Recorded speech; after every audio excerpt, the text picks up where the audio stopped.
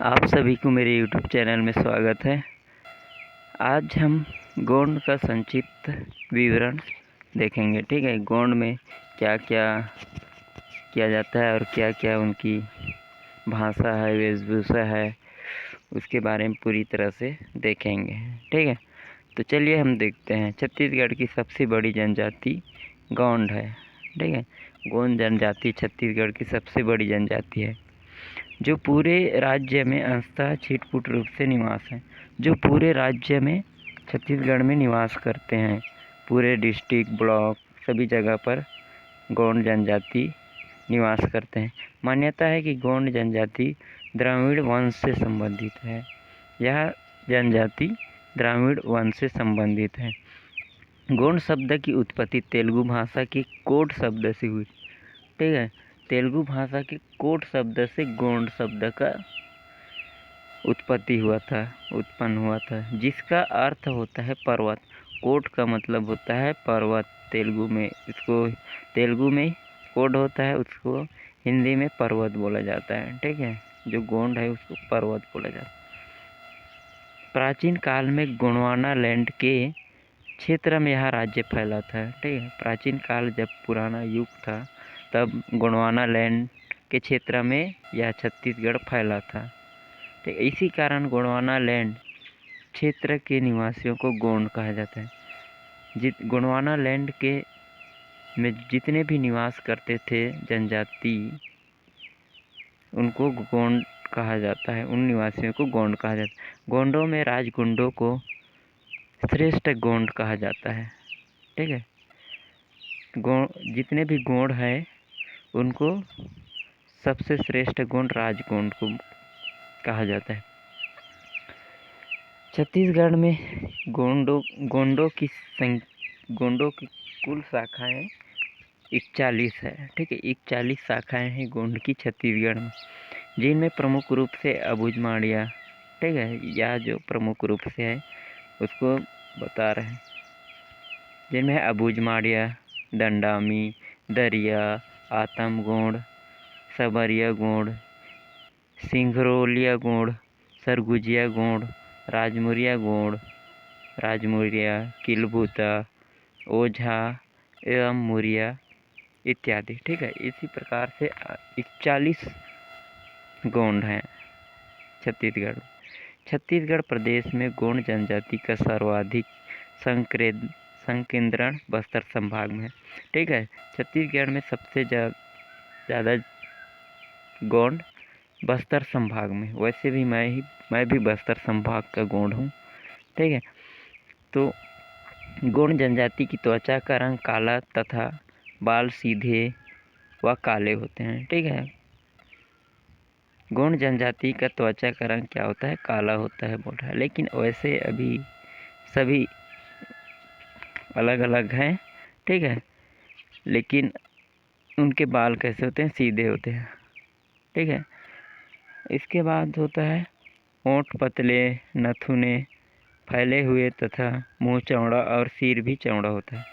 क्या बता रहा है कि सिर भी चौड़ा होता है करके। लेकिन अभी आधुनिक युग में इस तरह से थोड़ा कम हो रहा है। आधुनिक युग में गोंड भी आ रहे हैं। ठीक है, गोंड जनजाति में विभिन्न प्रकार के विवाह प्रचलित है। अब देखते हैं विवाह। गोंड में भी विवाह होता है, अनेक प्रकार की विवाह होता है। ठीक है, जिनमें से भगेली विवाह, जो भाग कर शादी करते हैं, भगेली विवाह। ठीक है, उसके बाद वो होता है पठोनी विवाह, जो 1 साल पहले से उसको विवाह के लिए तैयार किया जाता है। ठीक है, उसको पठोनी विवाह बोलते हैं। लमसेना विवाह, ठीक है, लमसेना जाना विवाह। लमसेना का मतलब होता है कि लड़का लड़की की ओर जाता है। जैसे अभी सामान्य में लड़की को लाते हैं, वैसे ही लमसेना विवाह में लड़का को लड़की की ओर जाता है। ठीक है, इसके बाद है दूध लौटा हुआ विवाह इत्यादि। इस प्रकार से इत्यादि विवाह हैं। गोंड जनजाति की परिवार एवं समाज की अर्थव्यवस्था कृषि एवं वनों पर आधारित है। ठीक है, गोंड जनजाति किस पर आधारित है बोल रहा है? कृषि एवं वनों पर आधारित है। और एक बात बता दूं, जहाँ जहाँ भी गोंड पाया जाता है वहाँ पर जंगल आज भी बड़ा सुरक्षित है। इन्हीं गोंड की वजह से ही आज जंगल सुरक्षित है, ठीक है। इसीलिए यहाँ भी लिखा हुआ है कि वो वनों पर आधारित रहते हैं, ठीक है। मान लो जाए जिस दिन गोंड खत्म हो गए उस दिन जंगल समाप्त हो जाएगा। कृषि इनकी आजीविका का प्रमुख साधन है। इसका क्या हुआ, जीवन जीने के लिए कृषि ही प्रमुख साधन है। गोंडों को एक उपजाति पहाड़ी माड़िया आज भी स्थानांतरित कृषि करते हैं, ठीक है।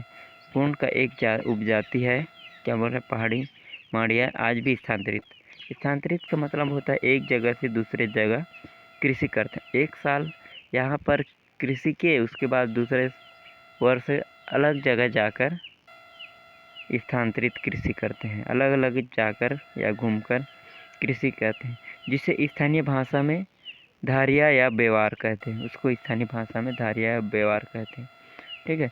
पशुपालन बस्तर के माड़िया एवं डोरिया गोंड के कुछ समूहों का महत्वपूर्ण व्यवसाय है।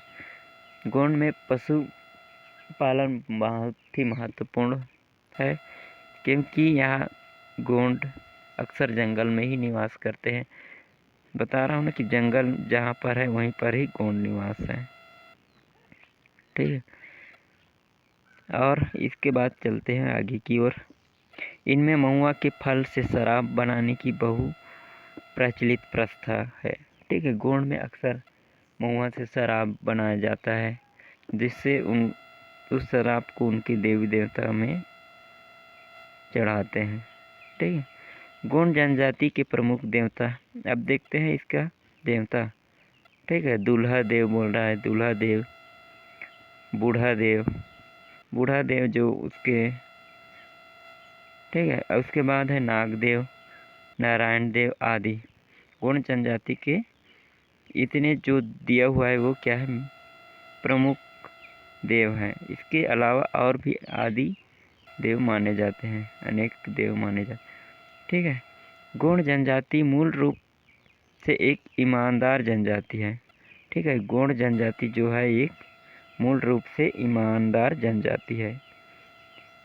यह बाहरी लोगों से थोड़ा दूरी बना के रखता है, थोड़ा शांत वातावरण, इसीलिए यह ईमानदार जनजाति है, ठीक है।